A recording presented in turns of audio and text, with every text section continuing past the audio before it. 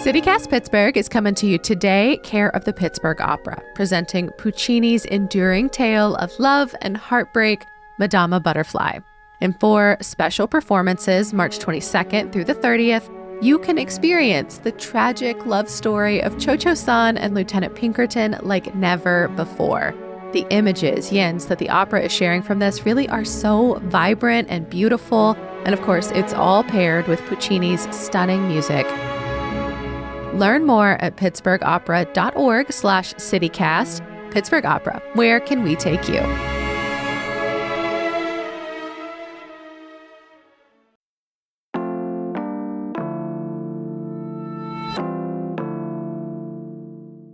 Today on CityCast Pittsburgh, new restaurants have been popping up all over the city, so we are going through our short list of the ones we're most excited to try this spring. Plus, PNC Park got new menu items for baseball fans, and all of them are deep fried.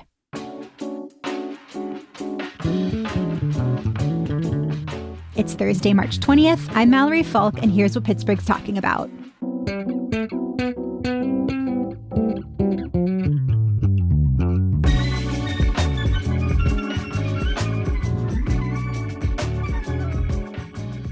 I'm with CityCast producer Sophia Lo. Hey, Sophia. Good morning, Mallory.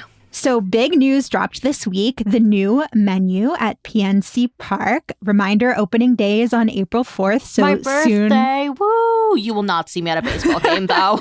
Oh, no. I was going to say new fried food is the perfect birthday treat, but fair if you'd rather celebrate elsewhere. I mean, there is a cake option. I think this is the one that is the most, I'll say intriguing. I don't know if I'd eat it, but the first thing that caught my attention, it's a fried almond tort.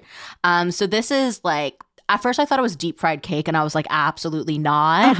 But then I found out it's actually funnel cake batter, which I think makes it more appealing as a concept, but less true almond tort. But it is, topped with raspberry sauce, icing, and obviously has the classic burnt almonds, which I think is the best part of the cake. 100%. And I love that kind of all these new menu items, and I feel like this is usually the case, they tend to be sort of new twists on Pittsburgh classics.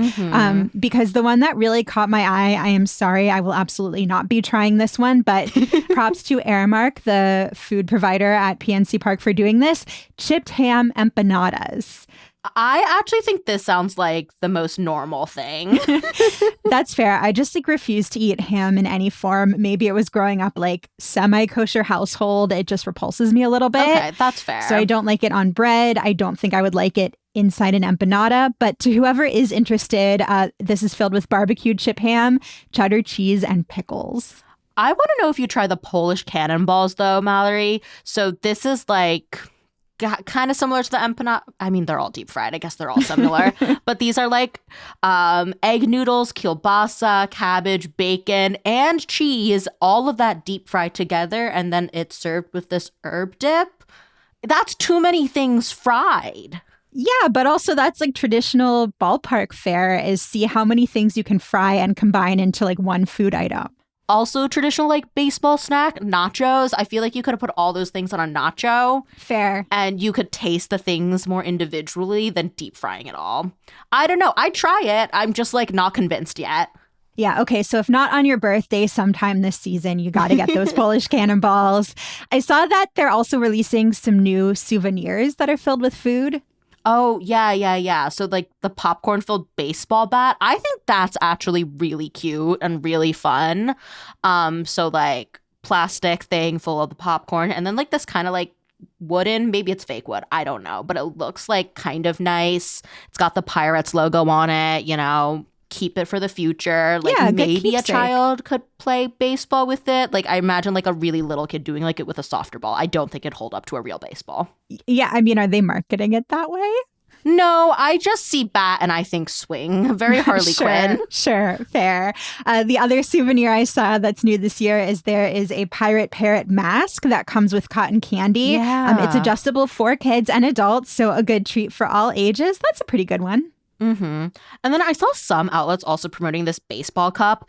So it's just like for like ice drinks. It's shaped like a baseball. I don't think it's new though, because I definitely remember leaving with one last year. Like I think I ordered like drink specifically for the baseball cup. I remember that we actually did an episode last summer where we tried all of the food at PNC Park and shared our favorites. We'll drop a link to that in our show notes. And because it was on the company dime, we definitely paid extra to get those fancy cups. Yeah, I think you needed like really a double shot to get them. Yeah. Yeah, that was great. But there's also some really cool restaurants that are opening up. If you don't want to go to a baseball game to try new food, let's start with breakfast. Mallory, what do you have your eye on? I'm always on the hunt to find the perfect Pittsburgh bagel. Currently, I'm a big fan of Three Brothers Bagels in the North Hills. Okay. So it's a little bit of a trek, but their stuff is great. But there's a new spot, Belena Bagels in Castle Shannon, that I'm considering checking out. Oh, yeah, I've heard of this. You know that I'm very picky with my bagels. I keep my freezer stash with my New Jersey bagels. I like to let other people go to bagel places first and then report back to me. Okay, I will get the intel for you, Sophia. I was intrigued because they have some fun bagel flavors like za'atar and jalapeno cheddar, and they have plant-based cream cheese, which is great for our vegan and lactose intolerant friends out there. They're open Wednesday to Sunday from 7 a.m. to 2 p.m. or until whenever they sell out. So I don't know if these become like the most in-demand bagels in the region. You might need to get there on the early side. Yeah, I saw like early on when they first opened, especially on the weekends, they were selling out before too. I guess that's a good sign. So I guess already a little bit of an endorsement. I'll have to check this out. You know, I always need my coffee in the morning, and DeFair has a new location downtown. It's where Ada used to be. I went last week to pick up coffee for the whole team. It's a really nice space. It's not super big. They're planning to add outdoor seating, but the inside is very bright. They've got a lot of art on the walls, and then a lot of little like kind of trinkety stuff. I think mostly local, or like their coffee displays are just very bright and pretty too. And DeFair is always great about having really interesting seasonal flavors. Like Sophia, you and I both tried the apricot honey latte. I really liked the flavor, so it's always a good place to check out to see what new special item they've got. Yeah, another big thing they're doing right now is like strawberries and cream cold foam. That sounds really good. I think you can also add like strawberry to your matcha. Very spring. Okay, so once you've gotten your coffee, you've got your energy for the day, where else do you want to try? So the other thing that is like on the top of my restaurants list is this new soup dumpling place in the South Side Works. I think it's currently still in its soft opening stage. It's called Nanjang. It's a chain with a few spots across the Northeast. This is their first one in Pittsburgh. There's so many types of soup dumplings: crab meat and pork, scallop and pork. Lots of pork, not a lot of veggie options. I'm sorry, Mallory. Okay, womp womp. And we've already established not a fan of ham, not a fan of pork. So I might be avoiding this spot. But Sophia, I'm glad it might like scratch that soup dumpling itch for you. Yeah. And, you know, if you can't decide, they also have like a lucky 6 soup dumplings. So it comes with 6 different variety types. So I think it's really good for people who are picky or choosy. But this restaurant, I looked at like the full menu because they've got like stir fries, noodles, soups. And unfortunately, none of it is too vegetarian friendly. So I know that might be a sticking point for you, Mallory, which fair enough, makes sense. Yeah, so I might not be stopping by there, but I am excited to check out Nothing Man in Bloomfield. It's where Station used to be. It's a new dinner spot, and I saw that they have a vegetarian sloppy joe on the menu, which I'm very intrigued by. It says textured vegetable protein, so I'm not quite sure what exactly is going to be between those buns.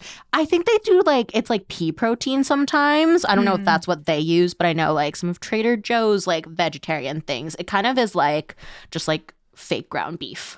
Gotcha. And then there are lots of options for non-vegetarians too. They've got a lot of interesting looking sandwiches. And then I also saw on their Instagram, this isn't on like the menu they have posted yet, but they have what looks like sort of high-end SpaghettiOs. SpaghettiOs are my favorite rat snack. Like very shamefully, sometimes I eat them straight out of the can unheated, but this sounds so much better. I mean, there's a time and a place for every form of SpaghettiO. But yeah, if you want to be slightly classier when you're inhaling your SpaghettiOs, you might want to check out Nothing Man.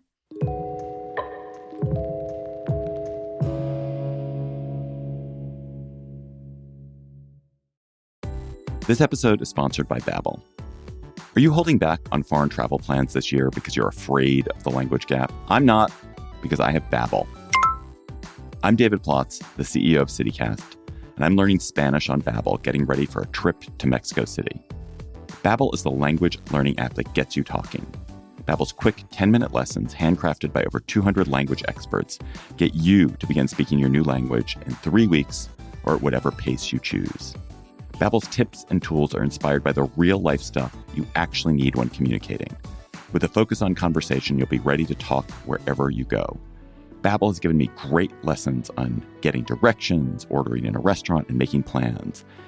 And of all the things I'm doing in Mexico City, I'm probably most excited about the soccer game we're going to. So I was excited to learn how to cheer from Babbel. That'll be me you'll hear yelling, "Fuerza Tigres! Fuerza Tigres!" With over 16 million subscriptions sold, Babbel's 14 award-winning language courses are backed by a 20-day money-back guarantee. Let's get more of you talking in a new language. Babbel is gifting our listeners 60% off subscriptions at babbel.com/citycast. Get up to 60% off at babbel.com/citycast. Spelled BABBEL.com/citycast. Babbel.com/citycast. Rules and restrictions may apply. This episode is brought to you by Prime Video. In the small town of Holland, Michigan, nothing is ever what it seems.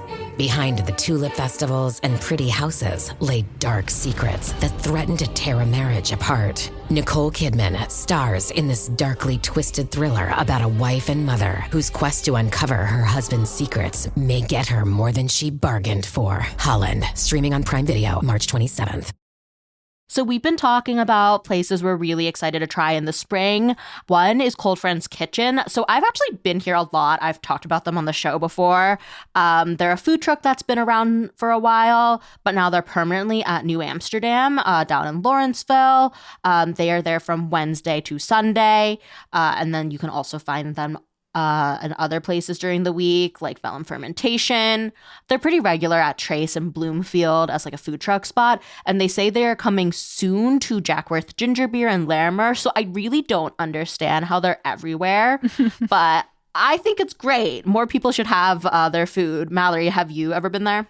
I haven't been there, so I was going to ask, like, what type of food do they actually have? Yeah, so it's like burgers, fries, sandwiches, another place that is pretty meat forward. But they do have some vegetarian options here. They have like a Picel smash burger, so that's portobello mushroom. And then I also really like their beer mac and cheese. You can get that as like just the mac and cheese, nothing else on it. So that's also vegetarian. I'm looking up their menu right now. I'm very intrigued by their curry poutine. I'm always on the lookout for a good poutine. I have never had that. That sounds delicious. They also like sometimes rotate things, so they've got a few specials in there. One time they had a burger with pierogi on it. That was a little intense. I'm also seeing they have a burger with peanut butter and jam. Okay, I will defend that one. I actually really like that one. You do not realize you need crunchy candied peanuts in your burger until you've tried this, but it adds like a really interesting like dimension of texture. And like that burger also comes with pork belly. So I feel like jam and pork belly go together. Like you eat fruit with the pork and then, you know, it works. It works. Okay. I remain a little skeptical, but Sophia, you've never steered me wrong food-wise, so I'm going to take your word on this one. Well, a spot I'm really excited about is the reopening of Bebe's Kitchen downtown. This is a really great Korean spot. They had closed down a little earlier, gone on hiatus, and now they are back as a bar and supper club. Fancy. Yeah, and the most exciting part is that they are open very late. We always talk about how... Late? Okay, so Wednesday and Thursday until 2 in the morning, and Friday and Saturday until 3 in the morning. morning. Oh, wow. It's very hard to find a place that's open until like 9 or 10 p.m. in Pittsburgh, let alone something that's like open until the wee hours. So I am really excited about this. Yeah, especially because Bebe's is downtown. So if you're seeing a show, this is a great option if you want a cocktail after. Or like, I just like hanging out at PNC Park when it gets nice because it's nice to watch the sunset there, see like all the lights turn on. So I will definitely be adding Bebe's to my list too. That sounds great to get like a little takeout from there and bring it to the point. Sit by the that'd fountain. be so fun. Yeah. And while we're talking about reopenings, Soju in Garfield's also back. They had to close down in January because of a water leak. That was so tragic. I know. It was really sad. I'm glad it wasn't like the end of the restaurant. They're open as of this month. And if you go, my favorite things are the killer tofu and the soju punch. I am so excited to have the soju punch again. I'm going to second the killer tofu, one of my favorites. And I also really love the kimchi nachos that they have at Soju. This is another Korean spot. They are divine. And I also have found that Soju is one of my favorite takeout spots because the food travels really well. Ooh, that's a good tip. I haven't done that. I just keep eating there. Yeah, it's also great to go in person, but it is like a little small. So if you can't quite get in, food works just as well bringing it home with you. Yeah, that's a really good tip because they do get crowded on the weekends and there is a wait sometimes. And while we're kind of in the area, I want to hop over to Bloomfield. Time Machine is opening up, one of my favorite breakfast sandwich spots in the city. The opening day is April 3rd, so you will absolutely catch me there on my birthday weekend. Yes, this is a seasonal spot, so I feel like it's like a citywide holiday when it opens for the season. Always. And one more new spot that just opened is Bryant Street Tavern in Highland Park. This is where Park Brews used to be. They're sort of a New England seafood style place, which I'm very curious to see how much of a Pittsburgh appetite there is for that. So they've got things on the menu like Boston clam chowder, a crab cake sandwich. There is a raw oyster bar. Is there a lobster roll, though? I definitely have an appetite for lobster rolls. Scanning the menu now, unfortunately, I am not seeing lobster roll. Oh, no. Perhaps I could interest you in a salmon BLT instead. Ooh, I've never heard of salmon in a BLT. Okay, I try it. And this spot is from Angela Early, who's the co-owner of Penn Avenue Fish Company. So someone who, definitely knows her seafood. Mm-hmm. And then also the Warren Bar and Burrow, which, speaking of great spots downtown, that is a really nice place to get some food and a drink before a show. So yeah, interesting to see her expanding in this way and excited to give it a try. Yeah, very cool. And then we love to wrap up with a couple of food events happening over the next couple of weeks. Mallory, what are you looking at? So this Saturday, March 22nd, there is a Chapel Rowan drag brunch at Kingfly Spirits. That sounds so fun. Yeah, I feel like this event doesn't even need an explanation, just sounds great. Totally. After drag brunch, maybe if you need dinner the next day, you can check out the big Italian dinner throwdown at Enrico Biscotti in the Strip District. It is a 5-course prefix menu. There is a meat option and a vegetarian option. I just really want to try Enrico Biscotti's food sometime. I know they have like a little cafe area too, but every time I just leave with a bag of biscotti. I've also never tried their food, so I'm intrigued. If you make it here, Sophia, please report back. Yes, absolutely. And I probably will still leave with a bag of biscotti, so we'll share those too. I mean, I think it would be a crime to stop by Enrico Biscotti and not leave with a bag of biscotti. So looking ahead a little bit, Friday, March 28th, there is an event called A Feast for the Murals that is at the Vanka Murals. If you're not familiar, these are these beautiful murals at a church in Millvale. They were painted by Maxo Vanka in the 30s and 40s. They've kind of been likened to Diego Rivera's murals. There are a lot of social justice themes. So you'll get to have a special dinner from Sprezzatura. There's a pescatarian option and a vegan option. Someone is going to be spinning Croatian records from their grandparents' collection. That's so awesome. I love that. Yeah, and then there's a local artist there who's going to be making zines for an all-ages scavenger hunt of the murals. So I think I'm going to be bringing my kid to this one. It sounds really great. Definitely. And then one other pop-up event I have my eye on. It's at the end of March on the 30th. It's Beer and Butterflies. This is a spring vegan pop-up at Trace Brewing.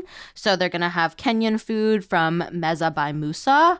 And then there's also belly dancing and some vendors. So get a little food, do a little shopping. It sounds super fun. And you can always find events in our newsletter. So make sure you're subscribed to that. And please, if anyone does try those Polish cannonballs at PNC Park, let us know if they're worth a taste. That's all for today here on CityCast Pittsburgh. If you are a fan of our food news, please do not sleep on our website. It's pittsburgh.citycast.fm. Scroll on over to the food and drinks section. We have a bunch of fun roundups, including the best patios and outdoor dining spots. This is perfect as the weather is warming up. We will be back tomorrow with more news from around the city. Talk to you then.